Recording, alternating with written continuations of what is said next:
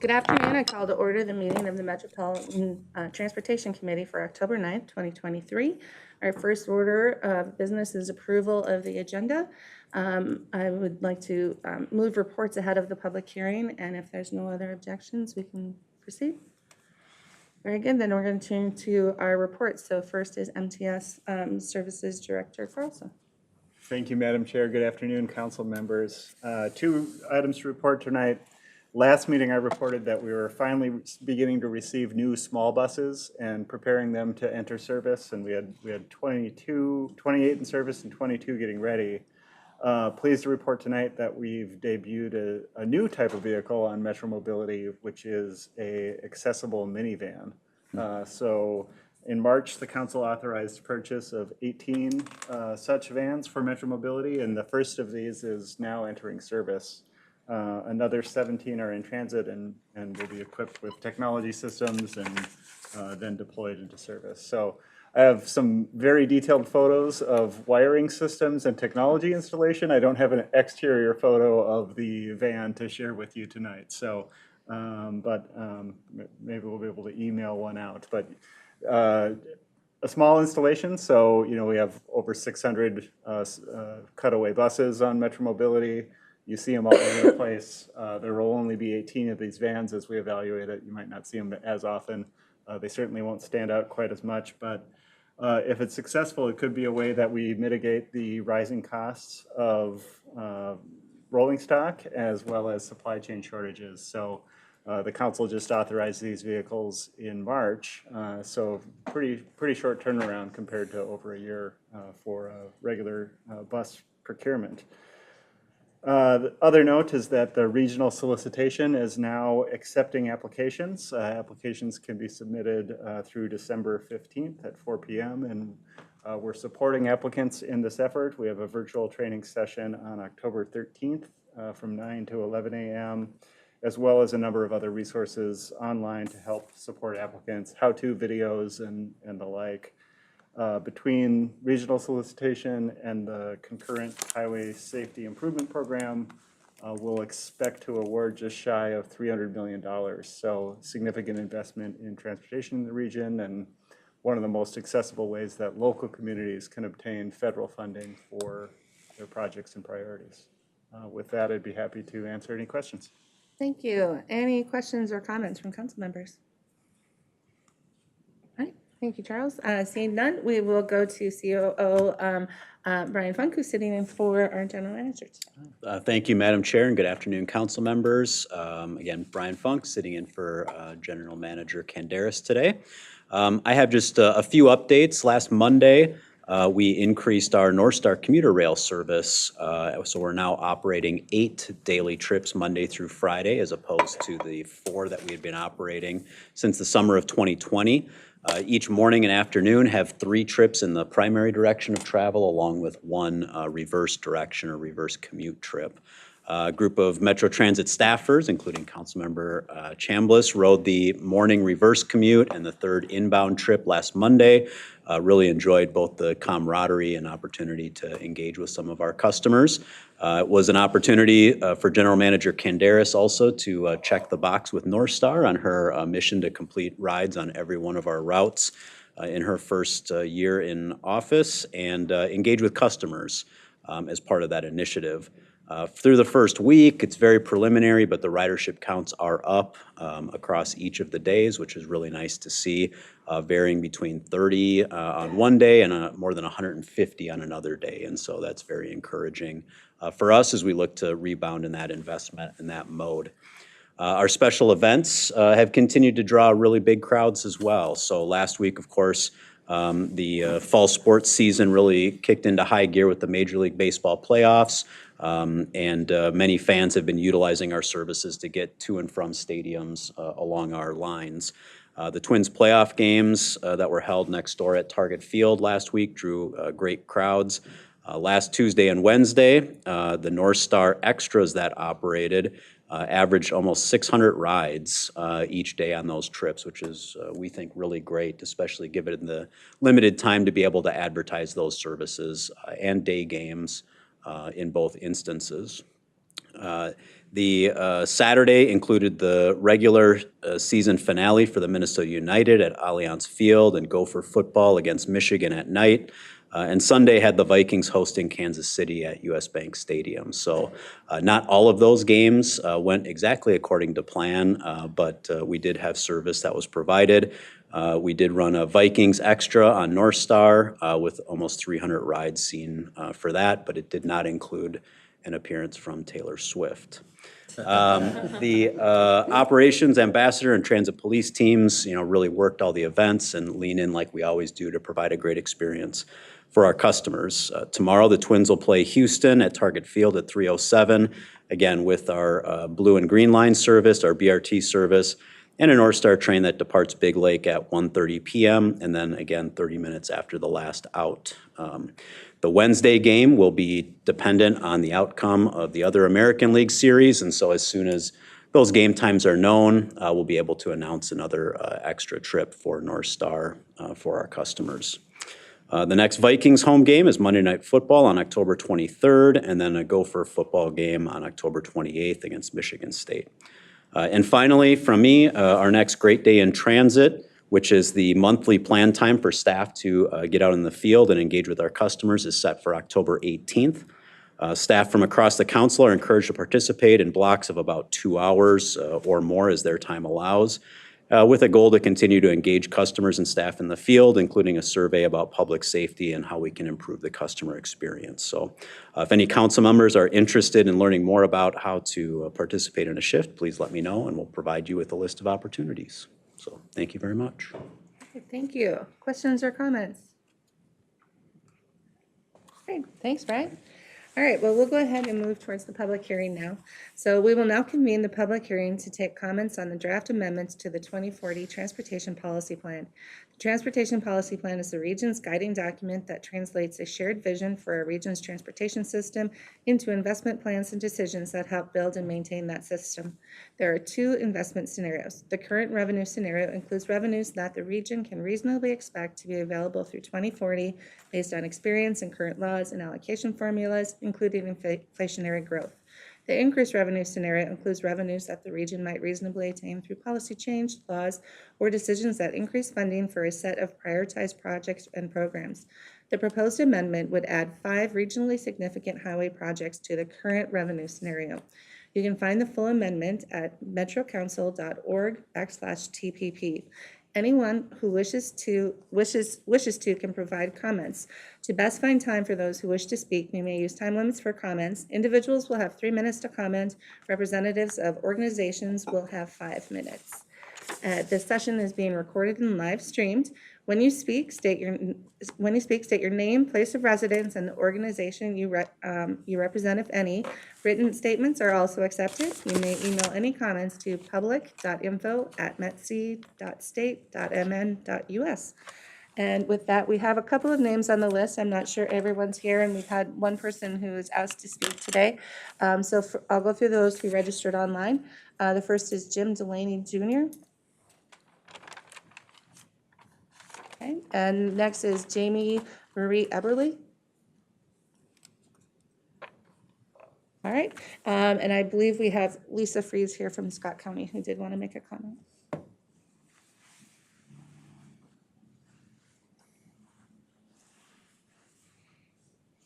Great. Speak. Yep. Okay. Welcome. Thank you. I'm going to hand something out here. Oops. Excuse me. Good afternoon, Chair Barber and members of the committee. I'm Lisa Fries. I'm with Scott County. I'm the Transportation Services Director. My division consists of both transit, the Transit Department and the Highway Department.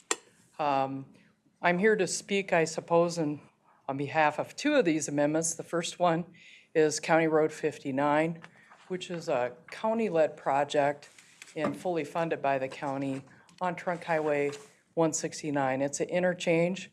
If you've been out on 169, you may recall the yellow barn that's out there, and what we're doing is we're removing the direct access off of 169 for that facility and putting an interchange in to provide really local connections, especially for agriculture out in that area. The second project, which is the big project that's before you, the Trunk Highway 13 project, is a project that we've been working in partnership now for about 25 years with our peers, Dakota County, the city of Burnsville, and the city of Savage. And that corridor, if you're familiar with it, is kind of where agriculture meets the urban area.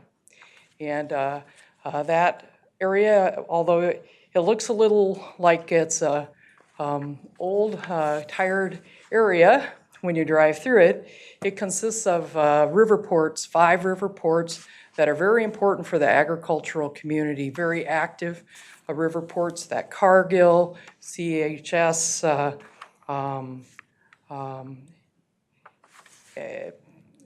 there's a CD terminals, U.S. Salt, a whole variety of other providers operate out of those facilities there and provide a very important service that connects both trucks coming in with grain and other commodities to the terminal, to both water and rail options for transporting those goods across the country and all over the world.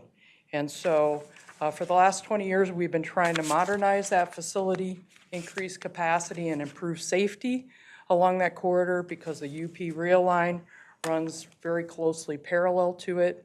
And this project is something that we've been working with MnDOT on to make happen.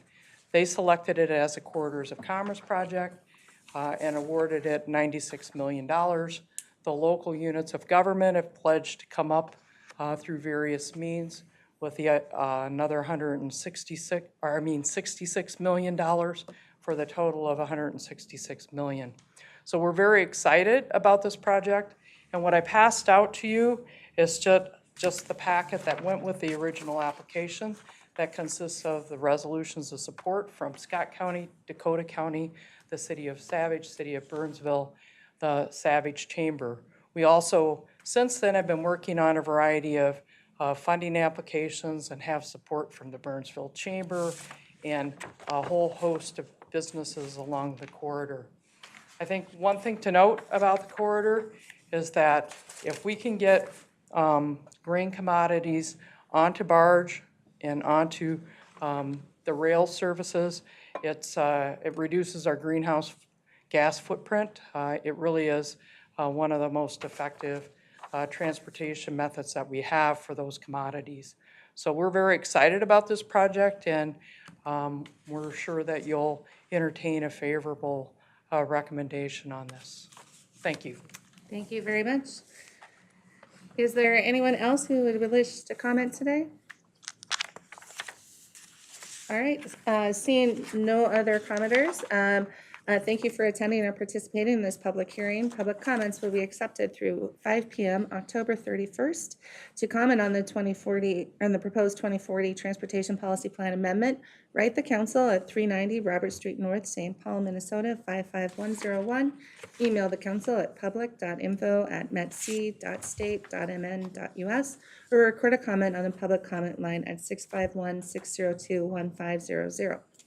And with that, at the close of the public comment process, staff will prepare a summary of comments along with a revised amendment. And with that, the hearing is adjourned and we can proceed with the rest of our business. And now that the hearing is adjourned, so the lovely barn that Lisa was speaking about is Minnesota's largest candy store located in lovely Scott County. If you go down there, there's also connected to an apple orchard. If there's a light on in the front of the building, the apple pies are coming out of the oven. So it's just a quick tip to everyone. All right.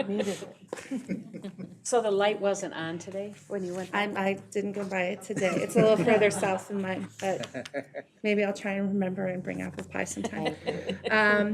All right, now we are on to consent business. We have 3 items on consent. Oh, sorry, I skipped. Yes, thank you. We need to approve the minutes. So does anyone have changes to the minutes from September 25th? Seeing and hearing none, I entertain a motion to approve the minutes. Motion to approve. Moved by Councilmember Chambliss. Is there a second? Second by Councilmember Morales. Is there any other discussion? Seeing none, all those in favor say aye. Aye. Opposed, nay, and the motion carries. Now we're on to consent business. There are 3 items on consent. I'd entertain a motion to approve the items on the consent agenda. So moved. Moved by Councilmember Morales. Is there a second? Second. Second by Councilmember Tyrone Carter. Is there any other discussion? All those in favor say aye. Aye. Opposed, nay, and the motion carries. Now we're on to our first item on non-consent, which is business item 2023-228, which is the 2024 Unified Planning Work Program. And we have David Burns here to present. Great, thank you very much. Can everyone hear me okay? Great. So, yep, I'm here to talk about the 2024 Unified Planning Work Program. Should be a fairly short presentation. So the UPWP, the purpose is really something we do annually.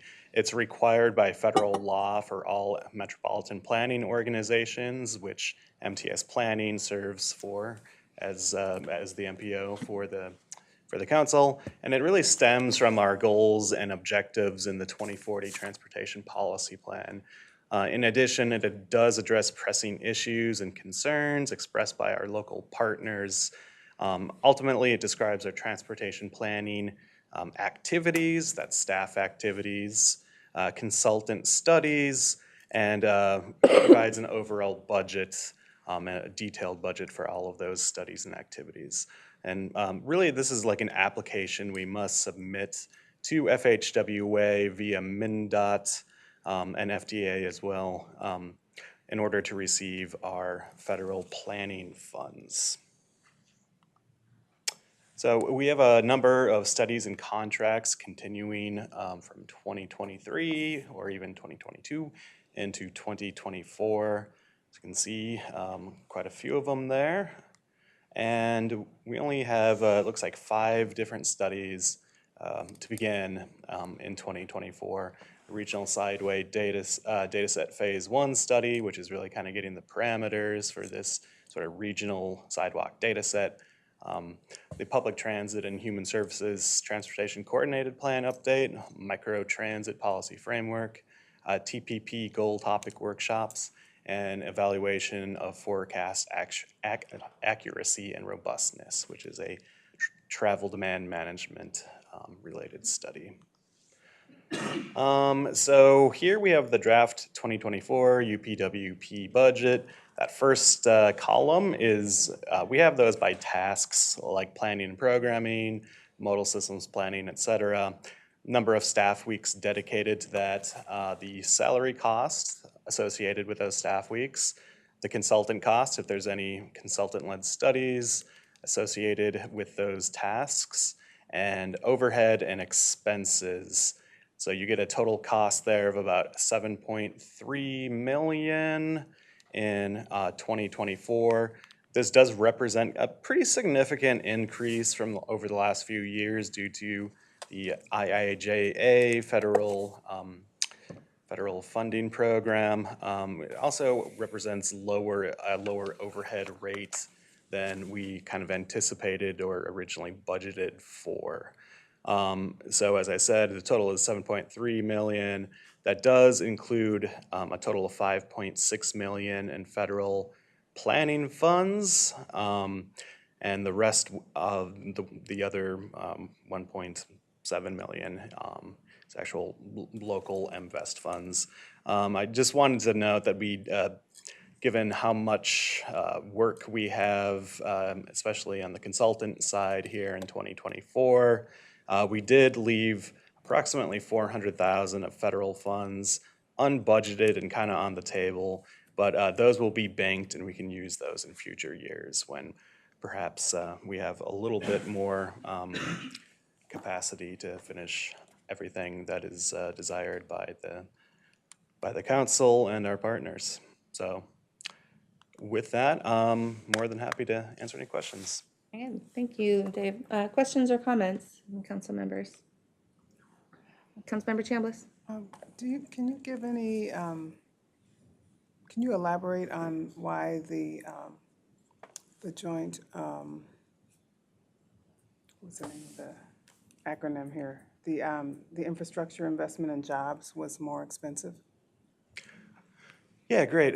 Thank you, council member and chair. You know, overall, I think this is probably a more broad question that I could really answer. It was a pretty comprehensive federal transportation bill that really provided a lot of additional funds to transportation in general. And I don't know if it was MPOs in specific. I'm not sure I can say that, but MPOs did receive overall just more funds than in previous transportation bills. Okay, thank you. Additional questions or comments?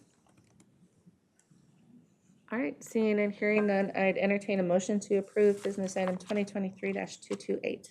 So moved. Moved by Councilmember Tony Carter. Is there a second? Second. Second by Councilmember Vento.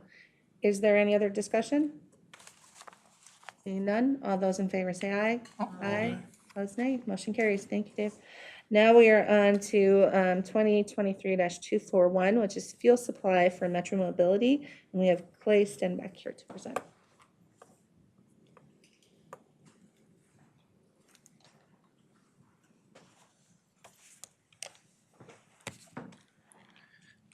Afternoon. Welcome. Madam Chair, members of the committee, my name is Clay Stenbeck. I'm the Operations Manager for Metro Mobility. And I'm here to present business item 2023-241, the fuel supply for Metro Mobility, in hopes that the Metropolitan Council authorize a regional administrator to award and execute the contract with Sunoco, to supply and deliver gasoline to contract operators of Metro Mobility Transit Services in the amount not to exceed $33,179,794. Metro Mobility has 665 gasoline-powered vehicles in service. The fuel to operate these vehicles is purchased by the council through a contracted supplier and delivered to the provider-owned fueling stations. The price is based on an estimate of 3.8 million gallons annually to Metro Mobility contractors. The invitation for bids was advertised on August 23rd, 2023, and there were 9 plan holders, 7 prime suppliers, and 2 plan rooms. Procurement facilitated a public bid opening on September 27th, 2023, and 4 bids were received.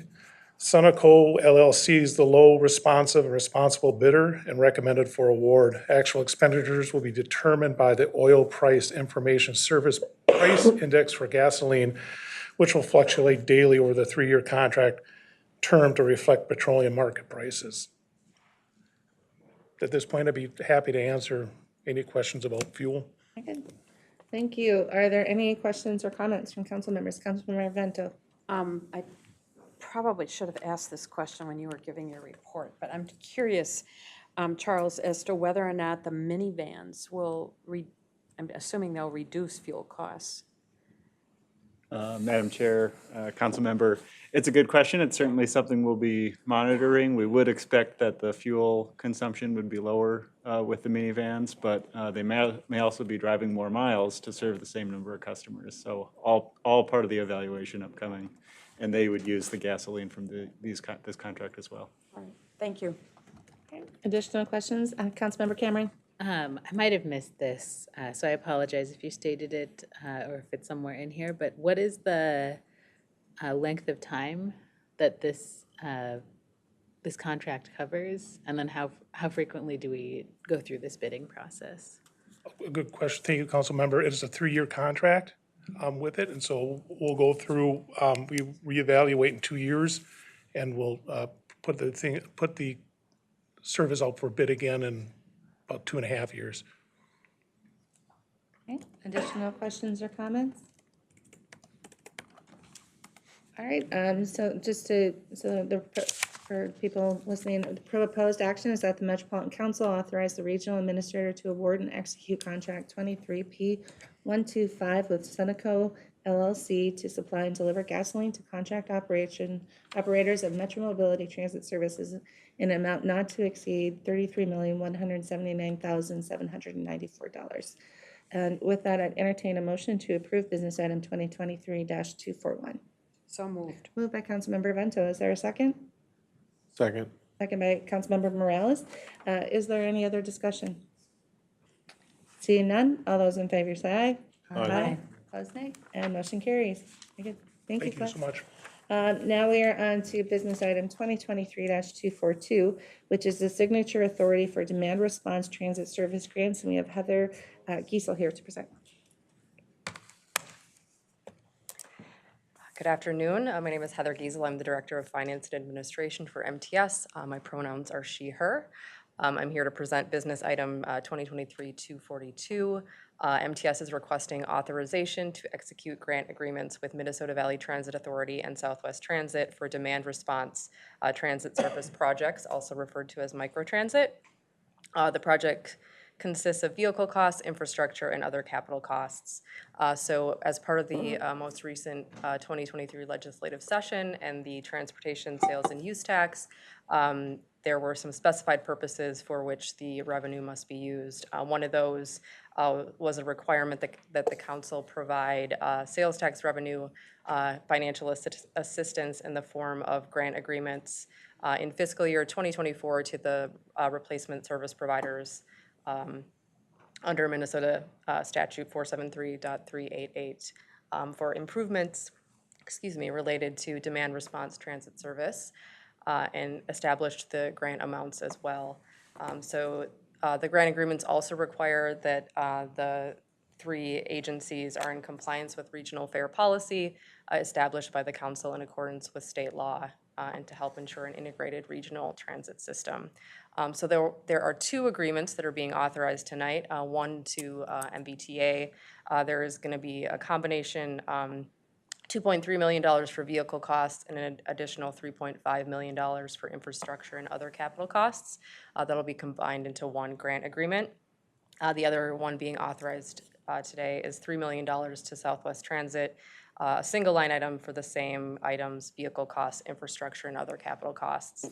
Also worth noting that there is a third agreement for $200,000 to Maple Grove for vehicle costs, but that agreement or that grant falls below the threshold that is required for council authorization. So regional administrator needs to, or council authorization for agreements over $500,000. So that's why I'm here today on the MBTA and Southwest Transit ones. So once again, the proposed action is that the Metropolitan Council authorizes the regional administrator to execute grant agreements with Minnesota Valley Transit Authority and Southwest Transit for demand response transit service projects consisting of vehicle costs, infrastructure, and other capital costs. And I'm happy to answer any questions at this time. Thank you very much. Questions or comments from council members? Councilmember Chambliss. Oh, thank you for that presentation, Heather. I've got a question about the MVTA infrastructure costs. Have there been any requests, or do we have an idea of what types of infrastructure are needed and where? Councilmember, I have not. I have seen their initial work scope and budget. It did not go into the level of detail to indicate what the infrastructure would be or the specific locations. But I would imagine it's going to be at their garages for charging other infrastructure and for the vehicles. I don't have specifics. Maybe Charles knows more. Yeah. And Madam Chair, just to add some other, perhaps some context for the committee members. As Heather mentioned, these are grants specified in statute. So a lot of times if we're undertaking a process, we might know a lot more details or seek information and then allocate funds. In this case, we're allocating the amount set forth by statute, and under the statutory language is actually in these categories. So that's one reason we don't know a few more details, but certainly it's something we can report on as the projects move forward. That would be great. Thank you. All right, additional questions or comments? All right, seeing and hearing none, I'd entertain a motion to approve business item 2023-242. So moved. Moved by Councilmember Morales. Is there a second? Second. Second by Councilmember Vento. Is there any other discussion? Seeing none, all those in favor say aye. Aye. Opposed, nay. Motion carries. Thank you, Heather. Now we're on to our final business item, which is business item 2023-212. It's master contracts for mechanical and electrical engineering services. We have Julie Brenny here. Welcome. Good afternoon, Madam Chair and committee members. I'm Julie Brenny, Senior Project Administrator with Metro Transit Engineering and Facilities. I use the pronouns she and her, and please feel free to call me Julie. I am presenting business item 2023-212 for master contracts for mechanical and electrical engineering services, contract 23P022. We use master contracts for a variety of engineering services. This particular group focus on two specific disciplines. Common projects would be hoist replacements within our bus garages or exhaust hose reels, things of that nature. For mechanical contracts, under the electrical contracts, it would be frequently lighting replacements, secondary power coming into facilities is a common item we work on. And many of these are related to sustainability initiatives as well, as we're working to reduce our energy consumption with the various projects. So these are very related to those type of initiatives. This was a competitive procurement done with a Brooks Act procurement, which means we received proposals from consultants. A panel was chosen and approved. They reviewed the proposals and made a recommendation based on which proposers were most suited to work for the council. We did receive 8 proposals and selected those that we've shown here. There's 2 contracts for electrical and 2 contracts for mechanical engineering. Following the selection, there's a second panel that reviews the price information and negotiates with the vendors to ensure that we're getting a fair price that matches with the independent cost estimate that we've done. These contracts replace some previous contracts, and the previous contracts did not have a DBE goal assigned to them. This time there is a DBE goal of 10% that was assigned by the Office of Equity and Equal Opportunity. And so we're excited to bring some more different vendors into the mix and expand our use of those vendors in this particular area. There is a limited number of firms that are DBEs that do this specific type of work. And that, I believe, is why they assigned a 10% goal to this group of contracts. So we are requesting authorization to award 4 contracts valued at $750,000 each for a total not to exceed $3 million over a term of 5 years. Work orders will be assigned out of those contracts with funds that are approved through the CIP and operating budgets. With that, I can take any questions anybody might have. Thank you, Julie. Are there questions or comments? Councilmember Carter. Yeah, I was just wondering, these are the 4 companies that were awarded on this list. Which one of them are DBE companies? Madam Chair and Council Member, none of these firms are DBEs. They have subs under them that are DBEs. Okay. We did not receive a proposal from anyone who was a DBE. Okay. Right. Additional questions or comments? All right, seeing and hearing none, I'd entertain a motion to approve business item 2023-212. So moved. Moved by Councilmember Tony Carter. Is there a second? Second. Second by Councilmember Tyrone Carter. Is there any other discussion? Seeing none, all those in favor say aye. Aye. Opposed, nay. Motion carries. Thank you. Thank you. All right, that concludes our business for the evening. If there's no objections, I would say all 4 items can go to the council on consent. Sure. Okay, very good. And we're on to information. So we've got 2 good information items tonight. The first is the 2023 second trimester ridership report. And we have John Harper and Joey Reed here to present. Welcome. Good afternoon, Madam Chair and committee members. I'm John Harper. I'm the Manager of Contract Services in MTS. And with me today, as is usual, is Joey Reed, who is a principal data analyst in scientist in strategic initiatives at Metro Transit. Sorry for that. We're here today to share with you the 2023 Ridership Report for the second trimester, or year-to-date through August of 2023. We as an organization are forward-looking. We mostly have moved beyond COVID. We're looking for how to increase ridership moving forward. However, I am going to take a step back before we get into the slides themselves, because we've had a number of requests just in the last few days around what does ridership look like compared to pre-COVID. So I'm just going to share some very high-level numbers with you here before we get into the presentation. And as I said, we want to look forward. We don't want to look at pre-COVID. We want to look at what we're doing to make changes and make organizational adjustments to take advantages moving forward. And we'll talk more about that. But overall, compared to 2019, same months, we are at 57% in 2023, 57% of pre-COVID. The results depend very greatly by mode and type of service. The highest percent of pre-COVID is our Metro Mobility service at 80% of pre-COVID, and that is not at all a surprise to us.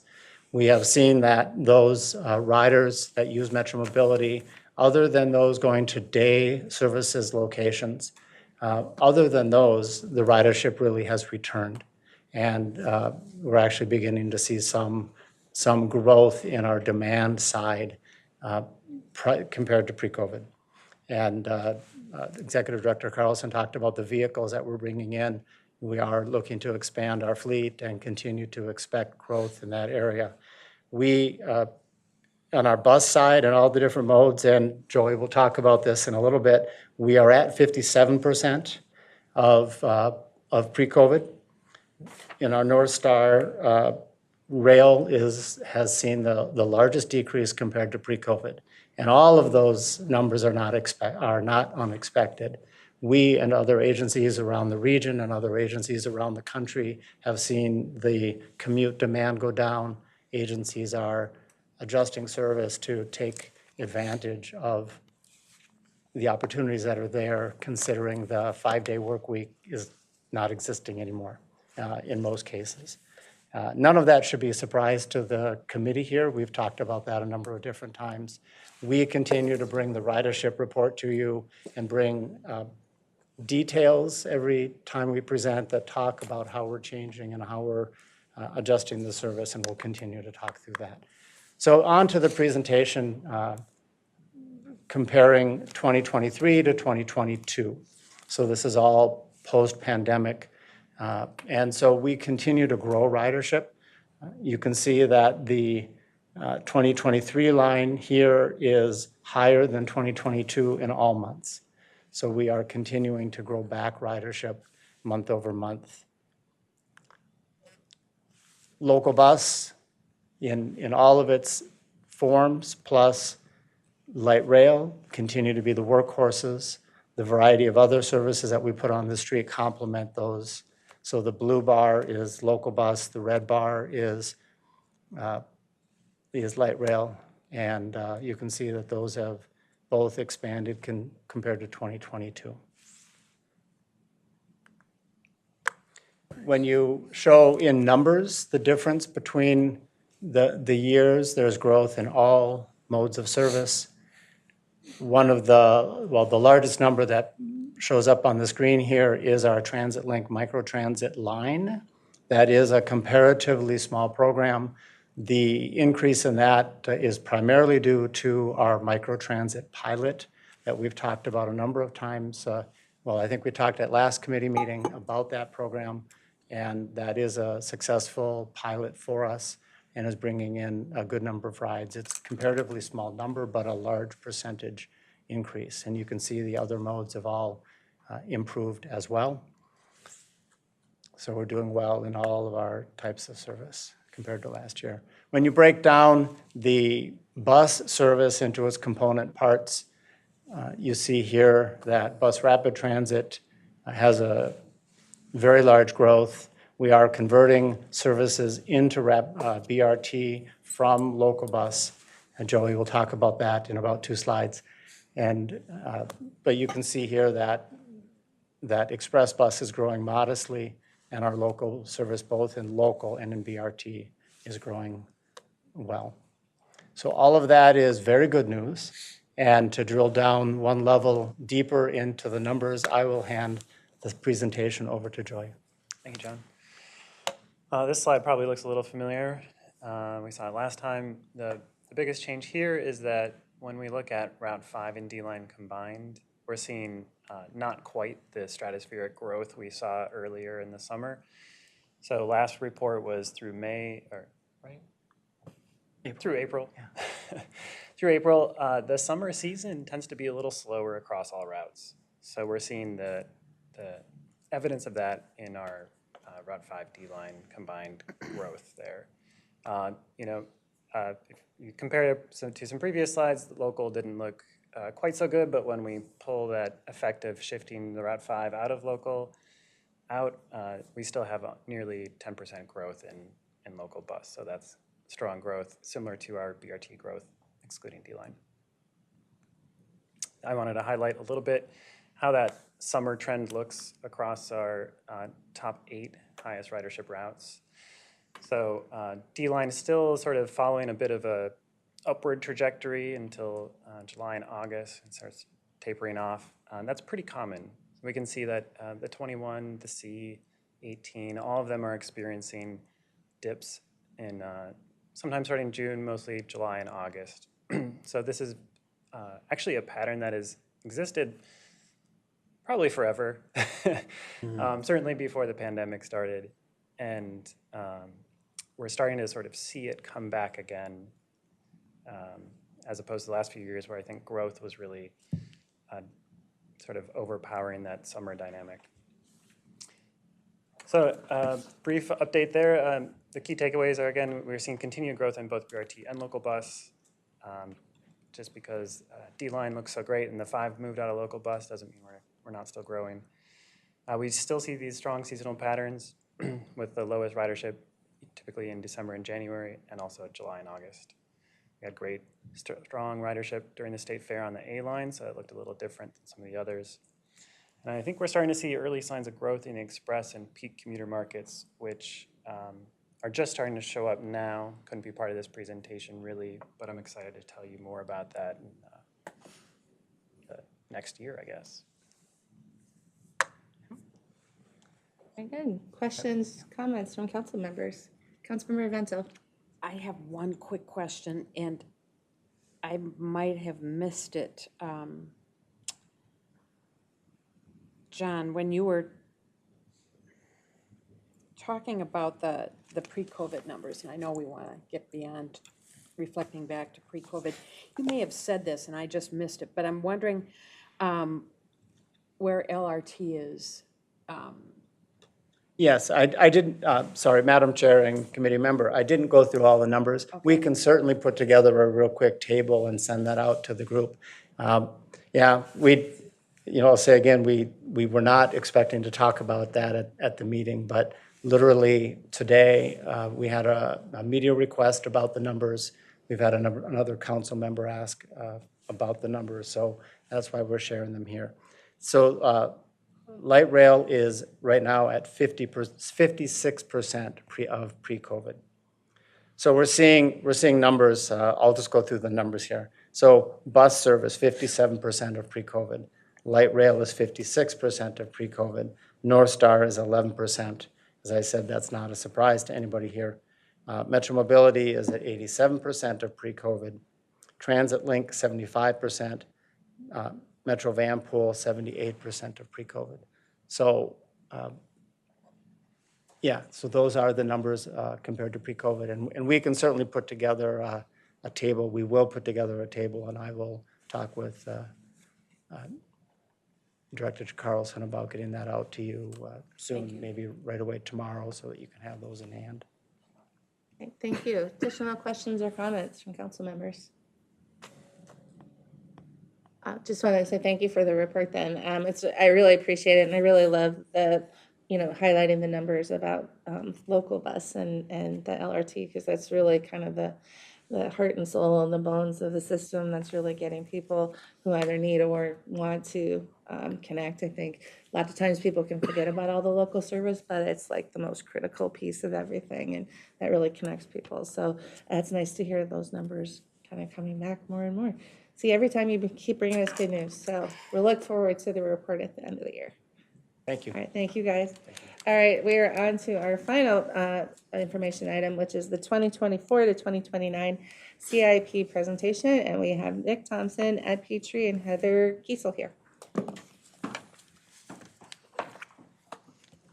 Good afternoon, Chair, committee members. Ed Petrie, Director of Finance with Metro Transit. We'll just go down the line here. Nick Thompson, Capital Projects, Metro.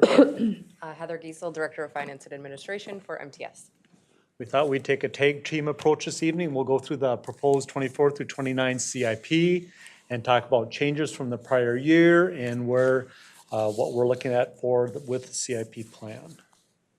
First of all, the timeline. I think you folks have seen this timeline before. We'll be coming back before the council now this coming Wednesday and do an overall high-level CIP with all the divisions on Wednesday evening. We will then bring it'll come back to the council then on October 25th for council approval of the public comment draft. It'll then go out for public comment. That will include both the operating budget and the capital budget. That'll then go out for public comment for the period of the 26th of October through December 13th. We will then come back to the council then on December 13th to talk about any public comments, any proposed changes either on the operating side or the capital side. One change that we know we will have, which we have every year, is with the November motor vehicle sales tax forecast. Right now, the budget for the operating budget is based upon the February forecast. We will get another forecast then in November. So if it's a material change, we will then bring that forward and change the budget before we recommend approval then when you adopt then in December. And one of the other things too that we did talk about at the committee of the whole last week also is during the 2024 period timeline, during the various budget amendments, we'll be bringing budget amendment changes forward if we know things are changing. Also, for example, with changes with the regional sales tax. As we know more about that program, more about the investments, we'll bring those in the respective capital amendments next year. So talking about the regional sales tax, first of all, I'll just kind of give you a quick background on it. Once again, it was a 3/4 cent sales tax that was approved by the legislature. It actually started a week ago Sunday, October 1st. We haven't seen our first any sales tax receipts. We were supposed to be receiving our first receipt notices about 40 days after month end. So for the October month end, we should receive the receipts around around December 10th, around that period of time. So we're looking forward to that and just seeing what those receipts are going to look like. As we talked about previously or last week, that the sales tax breaks down, the first 17% will go to the counties. The next 83% of that sales tax proceeds then will come to the council. Of that, 5% will go to the active transportation projects through TAB. And then the remaining 95% will then come to the council for transit projects. Of that, we're anticipating for the first year that we will generate for the council, about $400 million. So as we talked about in the committee of the whole last week, that is one of the things that we're going to watch very closely. Because we're working on a 30-year forecast, forecasting out the receipts. We're using a 3% factor at presently forecasting the receipts for the next 30 years. We're very interested to see what the receipts actually will come in at and what the new forecast will be next year. As we talked about last week, one of the things that we will be doing though is on an annualized basis, we're going to be updating this 30-year forecast for the sales taxes. We'll not only look at sales tax receipts, we'll look at motor vehicle sales tax, we'll also look at ridership, we're going to look at inflation on the operating side, whether it's parts, labor, fuel, utilities, any of those types of items. We'll also then break down the capital side. We will look at all of our capital projects. We will look at inflation on the capital side. We will also look at our federal funds that are coming in. We'll also look at state of good repair. So basically, the 30-year forecast is going to be a rolling 30-year forecast that we're going to continue to roll every single year and update all the factors, including the regional sales tax.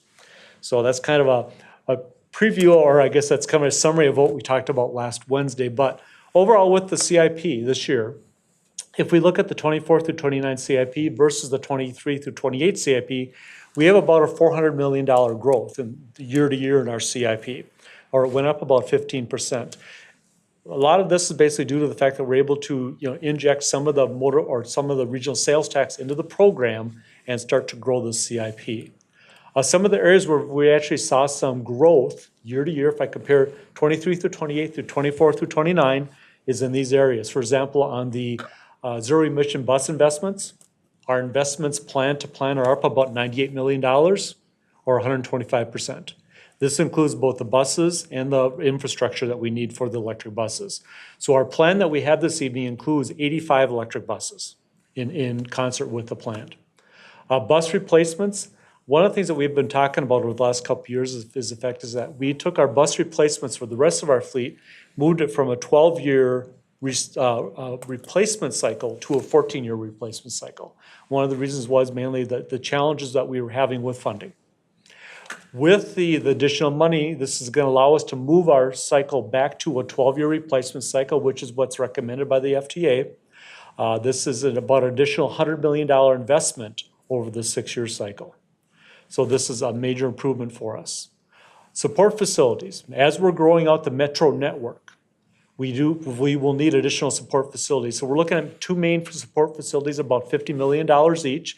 One of them is for a new material management facility to house all the parts for the new rail lines and for all the various ABRT lines. And then we're also looking at an additional non-revenue shop for all the additional non-revenue vehicles that we are going to be bringing on. This would be for all the supervisors, for all the police, and anybody else that's working on the various lines. So this through with our build out, so we're looking at about a $100 million increase in support facilities. ABRT, as we're talking about, we're going to hopefully be able to accelerate our investments of the ABRT. Plan to plan, we have about $90 million more in this plan for ABRT investments. State of good repair, that's one of the things that we've been talking about a lot over the last couple of years is maintaining all of our assets into a state of good repair, mainly on the light rail side. All the various overhauls, all the various, the work at the various sites, track, et cetera. We have about an additional $50 million of investments in LRT projects in the customer facility renovations. We've also looked at improvements for ADA and better bus stops. This plan has an additional $7 million investment over last year. And then the final item is exploring potential infrastructure investments at existing light rail platforms that can provide safe and secure customer experience. We're going to be performing a study that's going to be looking at lighting, technology, fare gate systems, and any other elements at the light rail systems or at the light rail stations. Right now, we're proposing this evening a $4 million investment, which is an increase from the prior year. But as we go through this study and as we know more, we will come back to the council, talk to you about what we're finding out with the study and what potential recommendations could be for the light rail platforms for safety and security. Nick? So if you think about it, the CIP, what it's made up of is a series of projects. And so we thought we'd highlight a few of the projects that are within the CIP in certain areas. We have, of course, are advancing our Metro Transitway line within the time frame of the 2024 to 2029. We will open the Green Line extension. We'll have the Blue Line extension under construction. Gold Line will open. Purple Line will be either under construction or just opening at the end of this CIP. As Ed mentioned, we'll be accelerating our ABRT investment. And then we're just a couple months away from the second phase of B Line being let for construction and the E Line construction. But we are advancing 6 more lines within the CIP timeframe. The sales tax will allow us to accelerate both the planning and engineering and then eventual construction of these. We anticipate that some of these lines, F, G, and maybe H, will open within the timeframe of this CIP also if all things go well with our engineering design phases. So a major expansion of our transitway that leads to both a more reliable and fast service in our transitway investments, but also a major state of good repair investments that allow us to maintain reliable system both on our metro system and our overall system. So we'll be, the Blue Line, the existing Blue Line is over 20 years old now, so we're making major capital state of good repair investments in this time frame and that, so that it is reliable and fast. we are making major investments in some of the stations too. We will be focusing a lot on the customer experience. What I'm talking about here is the capital side. Of course, we have, with this new sales tax, we're making a lot of operating investment in these areas too, particularly with staffing up for our customer experience and maintenance. But to support that, we'll be investing in maintaining our older systems, need their signs replaced. We need to update some of our customer information systems. And within this time frame, we will be completing a significant upgrade modernization to our fare collection system that we talked about last year for the first time, but allows us to do a lot of new innovations in fare collection for our customers. In terms of existing facilities, a couple major facilities I'll highlight. On Blue Line, Lake Street, 38th Street, and Franklin, we'll all see significant improvements to how they're designed for both environmental reasons, but also for safety, security, and customer service. So we would look to complete designs and construction within this timeframe for those. We received money for the Red Line 147th Street station for pedestrian crossing from the legislature this year, so we'll build that within this timeframe. And then a lot of investment to maintain our bus shelters at a higher level. Safety and security, and complementing our major investments we're doing and our safety and security action plan is capital investments in lighting, cameras. We're increasing all of those investments across the system, in part due to the new funding within the system. And then, our facilities themselves where our employees work, doing significant work both to expand the facilities that Ed mentioned. The building that you're in will undergo major renovation starting next year, this Haywood building, to modernize the facility. And throughout the system, we're modernizing our system to make it a better place for our employees to come to work.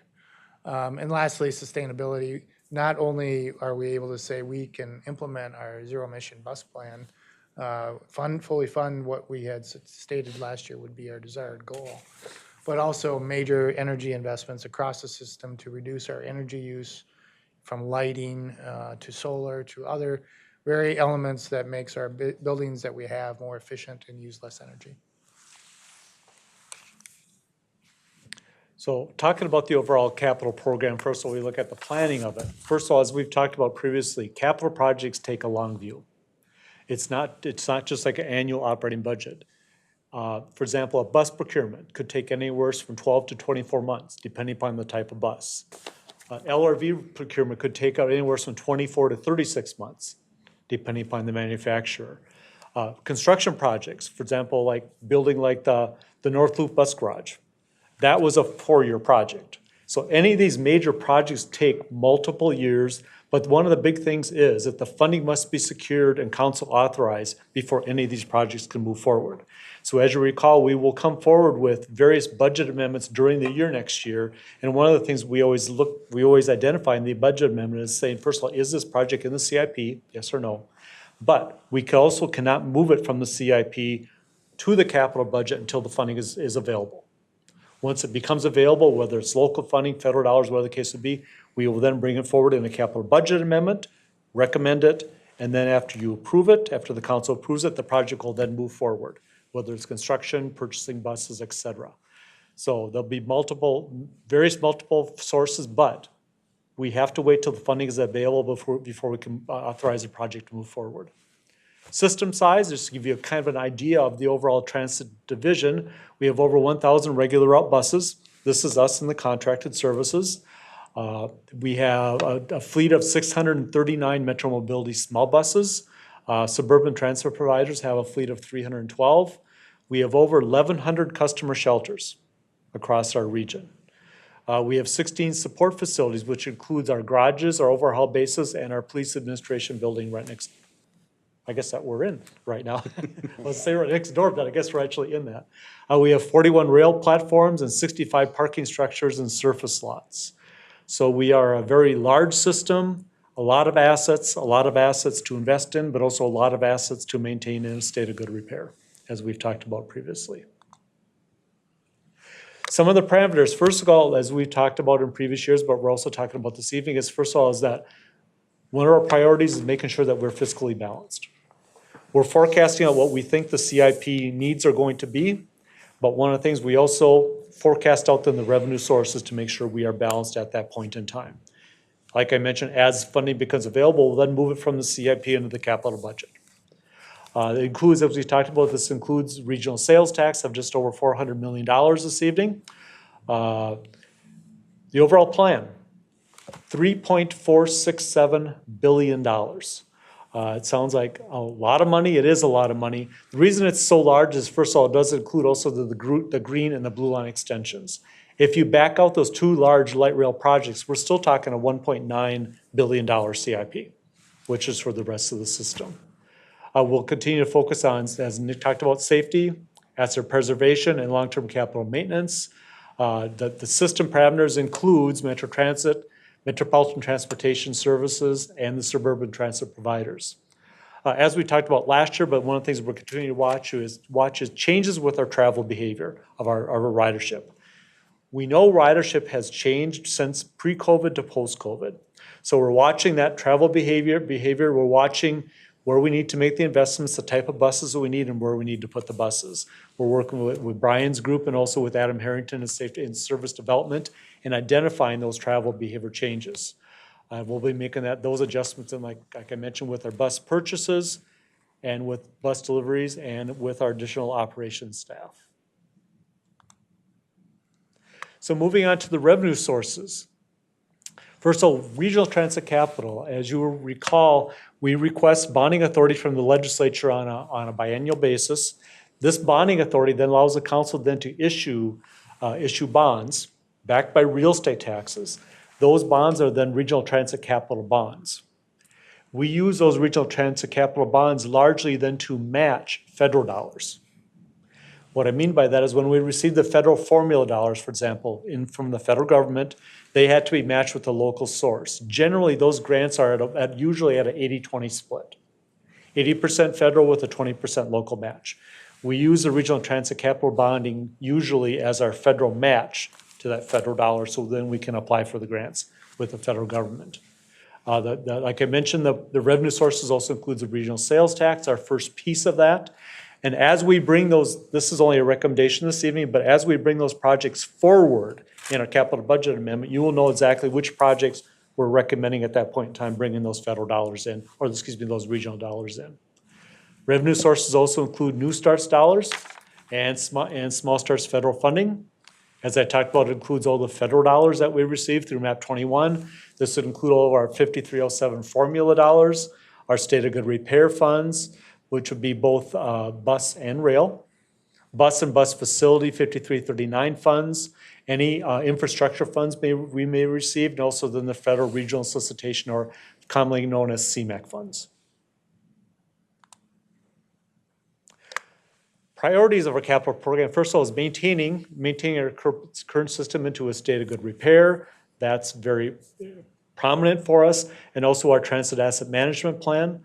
Also tied to that transit asset management plan is we provide a report to the federal government every year we updated, which is our transit asset management plan with the FTA.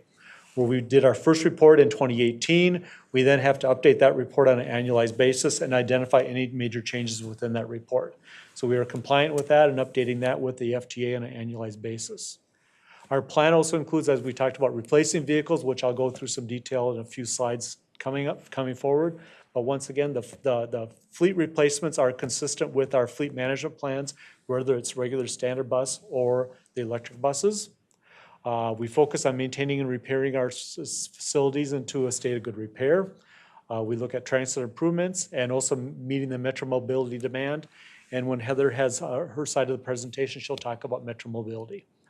The build out of the transitways, as Nick had mentioned, this includes the Metro Green Line Extension, Blue Line Extension, Bus Rapid Transit, and the ABRT program. We have some expansion vehicles in here. Our bus electrification program, which includes 85 buses during this 6-year period, support customer facilities, and some technology costs. Now we can talk some dollars. Okay, the dollars for the program, once again, is $3.4 billion. It's up about, as I mentioned, about $400 million from last year, $3.4 billion. The plan also includes, as you'll notice on the footnote down at the bottom, When we bring forward the dollars every quarter with the capital amendment, we then have moved the dollars into our authorized plan. We currently have just over $1 billion authorized in our plan that we will also finish spending that out during this CIP period. Overall, with the pie chart here of the different pieces of the program, $1.8 billion, as you would anticipate, because of the blue and the green extensions, is transitways, about 53% of our costs. The next biggest piece would be our fleet, which is all of our replacement fleet, which would be all of our hybrids, metro mobility vehicles, electric vehicles. We have $319 million of facility costs and $200 million of other costs, which is mainly our technology and fare collection equipment items. If we bring it by the source of revenue for the $3.4 billion, the largest piece would be our federal dollars, just over 40% or 1.4, just almost $1.4 billion. We have our local county contributions, which would be the local county funds that are going into our various transitways, the blue and the green line extension. We have the regional transit capital, which is the bonding authority we receive from the legislature, which will be just over $400 million during this CI period, bringing in the $493 million. Our plan at this point in time for regional sales tax. The CMAQ dollars are the regional solicitation funds of about $230, and then state funding. This is state funding that is for the transitway projects that we know of today that has currently been authorized. That would be $282 million. A lot of slides here on numbers. And now we break it down by objective or by category. The right-hand side is the objectives. Once again, just under 1.7 or over $1.7 billion will be transitways. The next biggest slice will be preservation, which is 39%. And in a couple slides, we'll then back out the transitways and take the rest of the system. You're going to see preservation is going to go from 39 up to about 72% once you back the transitways out. On the uses by category, you have the transitways, technology. The next biggest piece would be just over $1 billion on fleet. Then we have our customer facilities and support facilities. But now let's back out the blue line and green line extensions. So now this leaves us with the rest of our program. It is just over $1.9 billion. You can see the federal formula funds are about nearly 40% of that. That's the 5307 formula dollars that we get from the federal government. The regional transit capital, which we're using to match those federal dollars, of just over $400 million.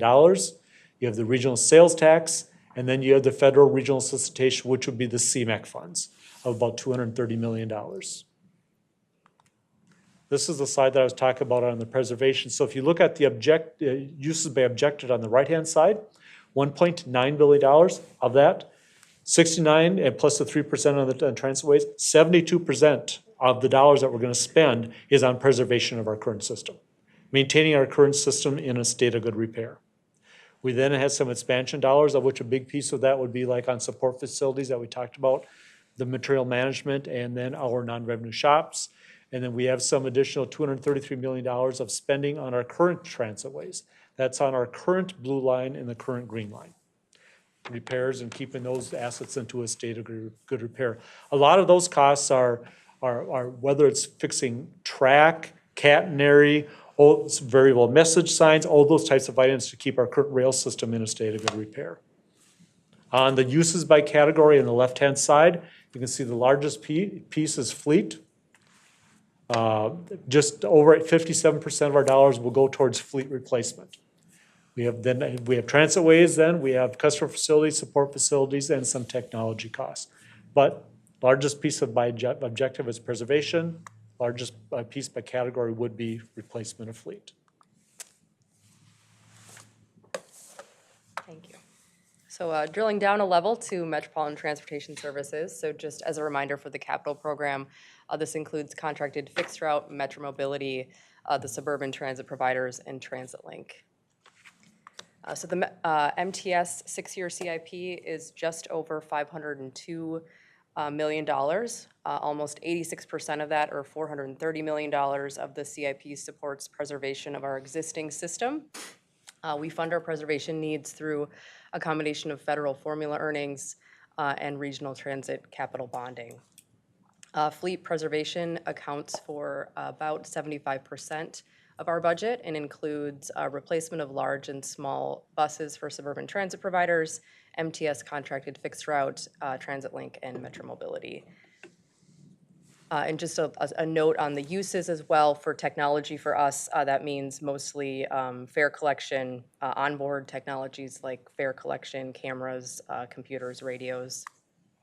And then the other category includes things like repairs and equipment, so engines and transmissions and rehabs, as well as minor technology repair needs, as well as the NTD earnings that come in for the regional transit providers that we then swap out as either RTC or MVEST.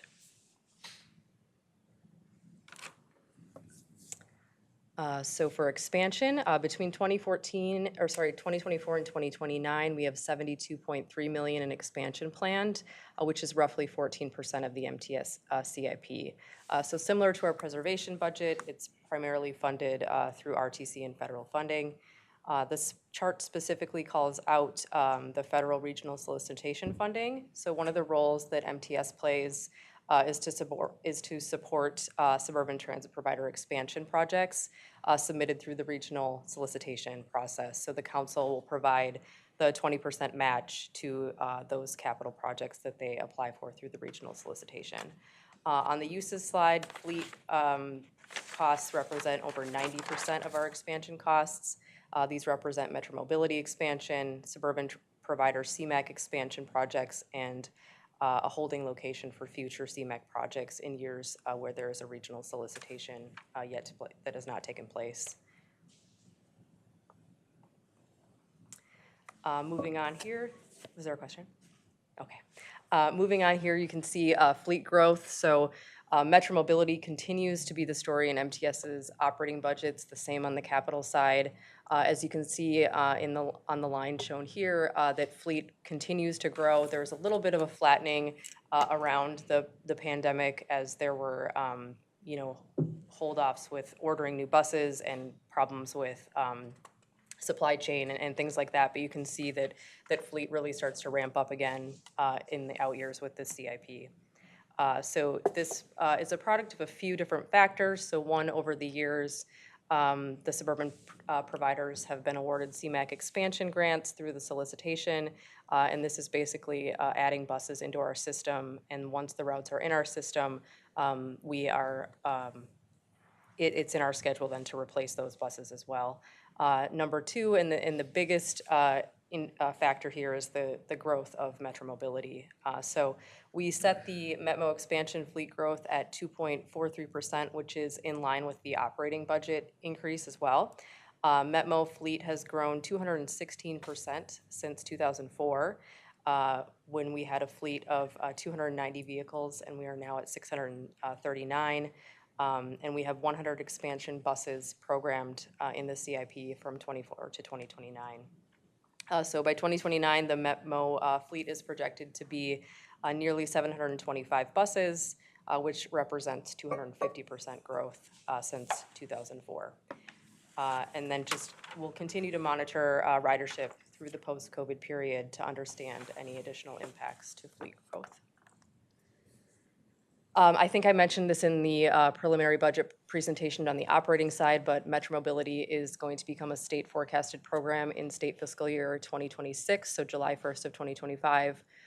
Planning is underway now. In fact, I met with MMB staff this morning to kind of talk about the first steps in planning for that and what the forecasts are going to look like. So the new forecasted funding is included in the council's CIP for 24 to 2029. And then the suburban transit providers are included as well in this CIP. So over $152 million is programmed to the suburban transit providers, so MVTA, Southwest Transit, City of Plymouth, and Maple Grove. Of that $152 million, about $133 million is for fleet replacement. The remainder of that is made up of a combination of federal grant matches, CMAQ matches, support facility funding, replacement technology, and non-revenue vehicles. Yeah, Councilmember Chambliss. Oh, thank you. I'll leave some of the general comments, but for specifically how much is required by the suburban transit providers in terms of these programming expenses? So, Madam Chair, Council Member, so we don't necessarily program based on what their requirements are. We have set aside, well, first, so the fleet replacements is based off of our fleet plan. So we have the fleet plan and the fleet replacement cycle. And so all of that is based off of a plan that our fleet manager keeps and is based off of their existing current fleet needs. The match amounts are just set aside numbers that we put into the budget based on, prior existing experience, and then we have set aside additional costs for the support facilities, replacement technology, and non-revenue vehicles, but it's not programmed to any specific suburban transit provider. It's just a lump sum amount that we have in the CIP for use across all of the providers, but it's not based on individual provider needs. Councilmember Chambliss.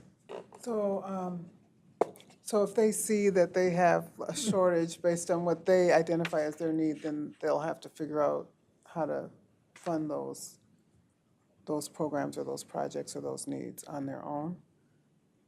Or do they come back to us for more money?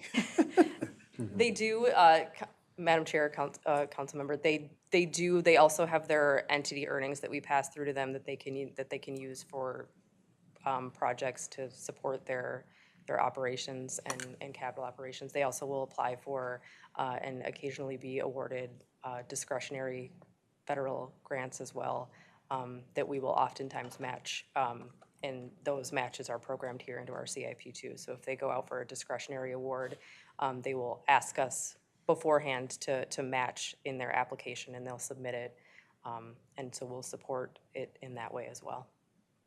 Well, thank you. Yeah. Okay, go ahead. That's the end of my slides, so I will pass back to Ed. Pass it back to me. Pass the baton here.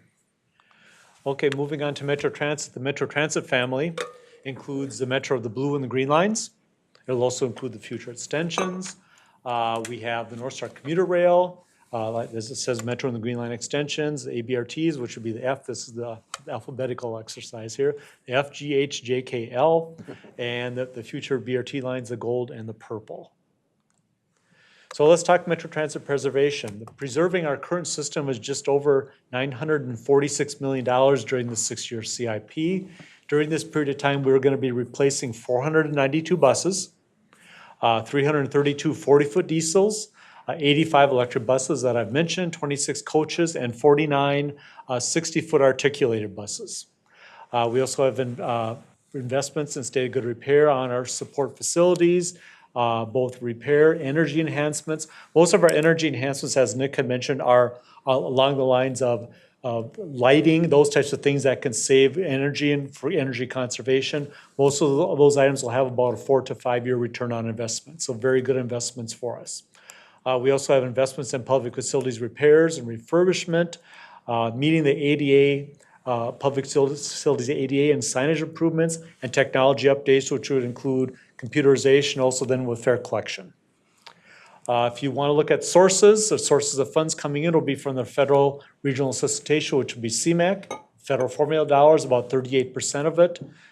Regional transit, the regional sales tax of just over $350 million, and then the RTC, which is then used to match the federal dollars of about $147 million.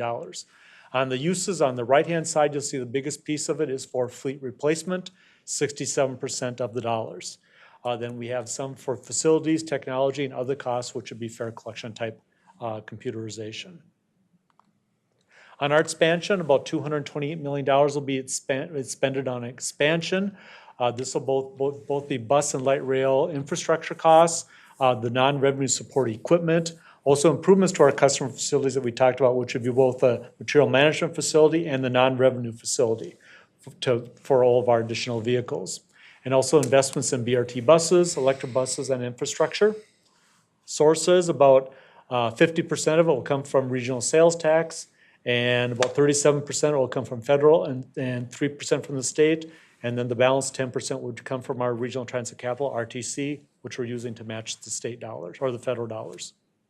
The biggest piece on the uses would be facilities, about 84%, $190 million. Once again, those are the support facilities, like I mentioned, material management facility and the non-revenue shop. And then about $34 million on fleet. The other big piece within the CIP is a build out of the transitways.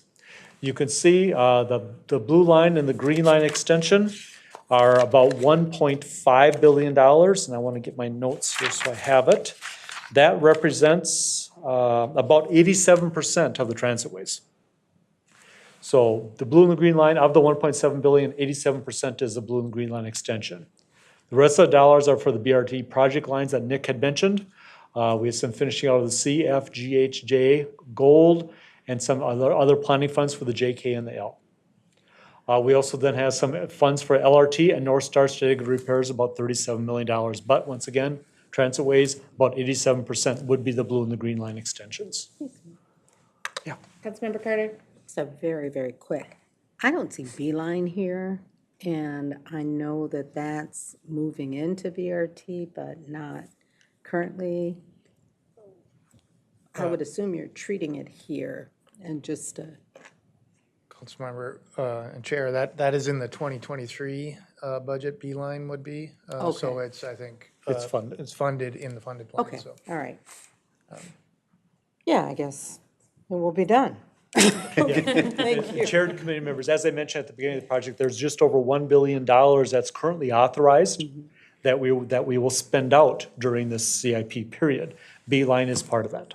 Thank you. I just wanted to make sure. You want to make sure it's there. And another example of that would be Gold Line. Gold Line is listed on here, but we also have a lot of Gold Line dollars already in the allocated category too. So. And one of the other things, Chair and committee members, I do want to mention, because you're probably like, Green Line Extension, $290 million. I thought it was this is, once again, this is the dollars that are expected to be expended 24 through 29. There could be dollars already, which we know on the Green Line Extension also, are currently authorized, are part of that $1 billion. And then there's dollars that will come for some of these projects after 2029. So this is the slice period for that 6-year period. You're good. I need something. So. Councilmember Chambliss, you have a question? Yeah, I just had a question about the BRT project planning funds. Can you elaborate a little bit on what phase of the authorization and implementation and planning that involves, and what does that, because it's a smaller amount, what does that cover? Yeah. Chair and Councilmember, it's a great question. So there's kind of the early planning phase where we're developing the corridor plan before we go into the larger engineering phase and then to the construction phase. And so several of these projects really haven't started their planning yet.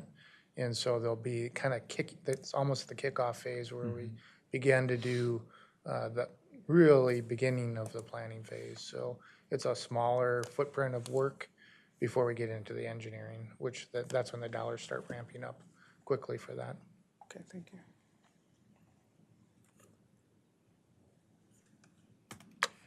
And the final slide that we have basically, as we talked about, the capital program, it's a long-term focus.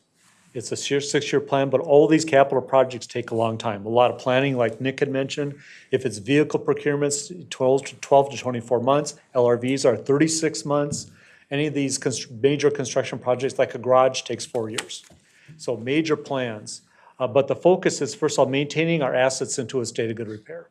That is primary focus, and that is one of the cornerstones of whatever we do is maintaining, because one of the things that we have is when we get the federal dollars from the federal government, they invest in us, we buy the buses. But one of the primary cornerstones is the fact is that they anticipate that, or shouldn't they anticipate, they expect that we will maintain those assets into a state of good repair. For example, a bus, if we buy a hybrid bus, a diesel bus, it has to have a minimum life of 12 years.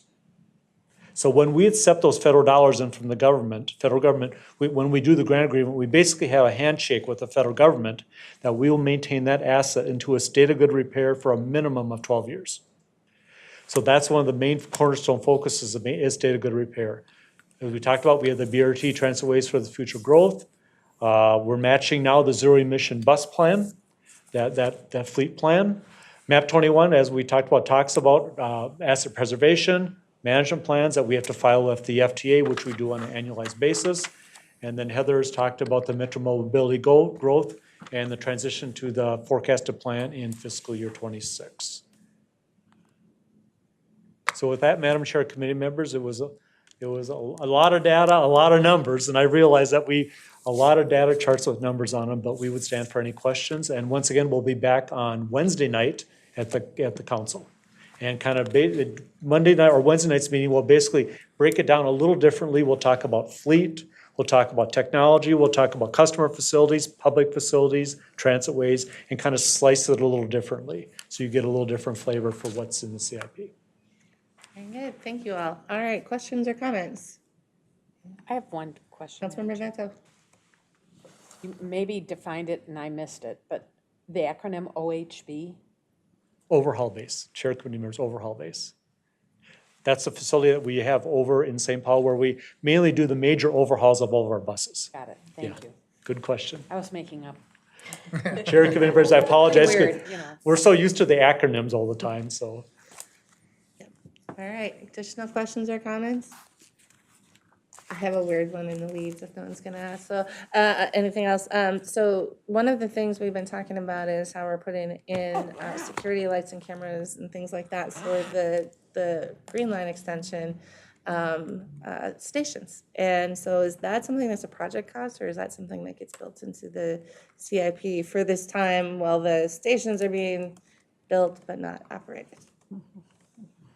Easy question. Chair, is that, so all the stations on the Green Line extension have an existing design plan for safety and security that is part of the project cost. If we were to now add above and beyond what was the plan from really 2017, 2018, that would be considered a new scope that we would fund out of more of our general CIP.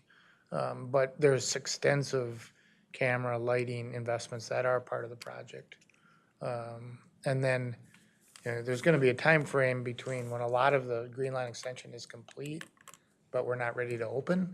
And so we'll be investing a lot in safety and security to maintain the sites so that they're protected from vandalism, graffiti, because they look like they're done. Some of that is covered in the operating agreement project cost, the maintaining the site until we open for business. And so if it's temporary lighting or something, that is project eligible costs that we will cover for that phase. And Chair, So one of the other, both. go ahead. Go ahead. I was gonna say, one of the other things that would be included in the CIP, for example, are those types of assets, for example, that after the initial construction, once it goes into revenue service, as we have to maintain those assets and or replace them due to technology changes and technology evolution, that would be included in the state of good repair and replacement cycle within the CIP. It's just this weird time where we've got a bunch of infrastructure built but not operating. That's why my question was, so but you guys answered that. All right, any additional questions or comments?